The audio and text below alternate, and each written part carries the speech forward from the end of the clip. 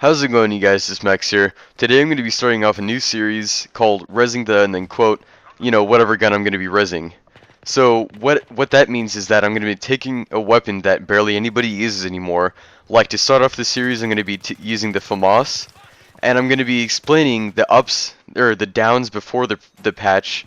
Whatever happened to it throughout the patches, and explaining that it can still be a usable weapon. Now, some guns didn't, get buffed or nerfed or anything like that.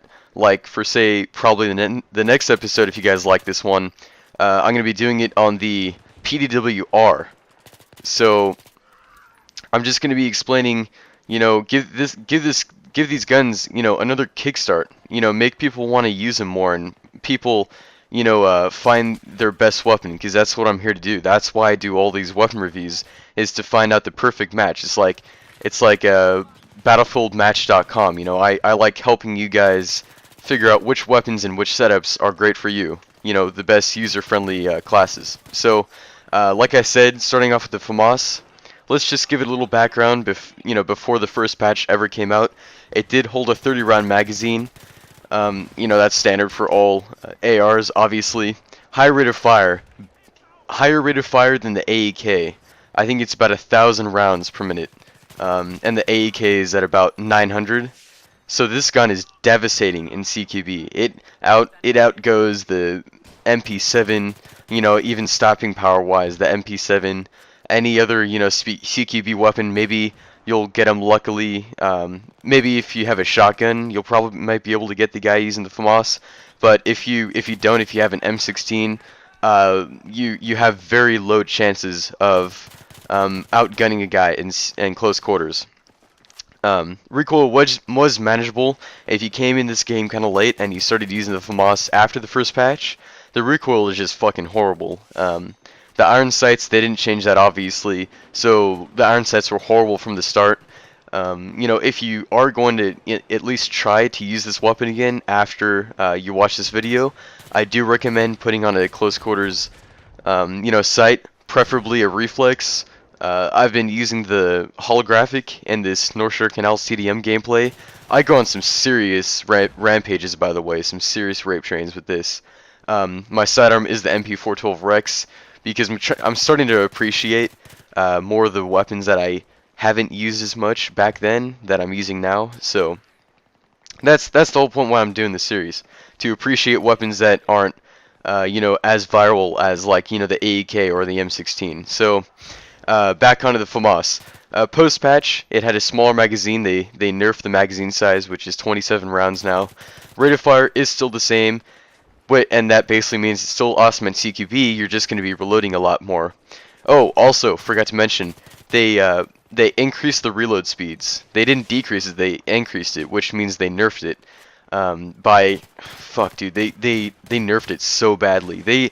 They ruined that gun, post-patch. It's still manageable, but just make sure you throw on maybe not even a foregrip. I don't really know. I didn't really do any tests post patch for this weapon, but I do know that the flash suppressor does come in handy. For suppressor, the regular suppressor does do its part in managing the recoil, but it's all about skill when trying to manage the FAMAS's recoil. Like, you're not gonna pick it up and shoot it like it's an M16A3. You have to take your time and really learn how this weapon works, because that 27 round magazine and 1,000 rounds per minute rate of fire, it's gonna go by fast. And if they made the reload times faster, or no, slower, sorry, it's gonna be really hard to use this weapon. But if you're using it on the right map, like for say, North Shore Canals, maybe in the buildings of Seine Crossing, it still is okay at medium range. I wouldn't recommend it. Bipod would probably be really good.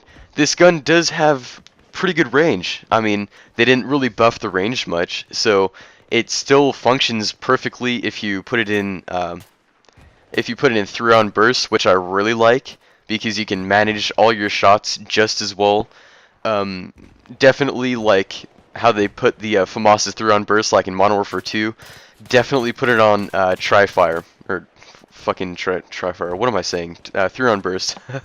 Because if you go for full auto, only go for full auto in CQB purposes only. Like if you're playing on, Operation 925 or something, then full auto is good.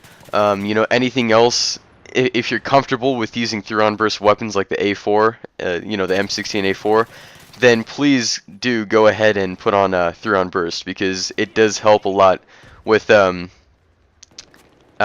magazine management, which means you can tell if you're low on ammo or not, instead of firing a whole magazine to somebody and then having to reload. You can fire off as many shots as you need, and then salvage the rest of the ammo that you have. So yeah, the recoil is pretty bad.